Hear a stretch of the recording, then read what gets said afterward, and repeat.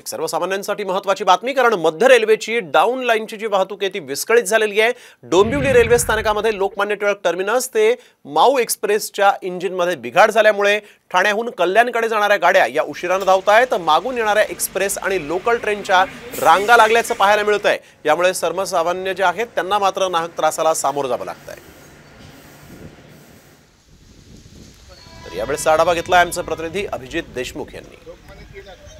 आज सकाळपासून कोसळणाऱ्या मुसळधार पावसामुळे मध्य रेल्वेची सेवा ही कोलमडली होती। जवळपास सकाळच्या सुमारास अर्धा ते पाऊण तास या लोकल ट्रेन उशिराने होत्या। त्यातच आज जवळपास 1:45 वाजण्याच्या सुमारास ही लोकमान्य टिळक माऊ एक्सप्रेस जी आहे ही ठाकुर्ली रेल्वे स्टेशनजवळ या एक्सप्रेसच्या इंजिनमध्ये बिघाड झाला, त्यामुळे ही एक्सप्रेस ठप्प झाली।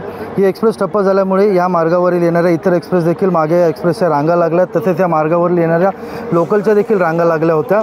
आत्ता काही वेळापूर्वीच या एक्सप्रेसच्या इंजिनसाठी रेल्वेने दुसरं इंजिन मागवलं आहे। ते इंजिन या एक्सप्रेसला जोडण्याचं काम सुरू आहे। काही वेळातच ते इंजिन सुरू होईल, मात्र आज दिवसभर जर आपण पाहिलं तर या पावसामुळे व या घटनेमुळे एकंदरीतच मध्य रेल्वेवर प्रवास करणाऱ्या, कल्याणच्या दिशेने प्रवास करणाऱ्या प्रवाशांना मात्र भलताच मनस्ताप सहन करावा लागला। अभिजित देशमुख, साम टीव्ही, कल्याण।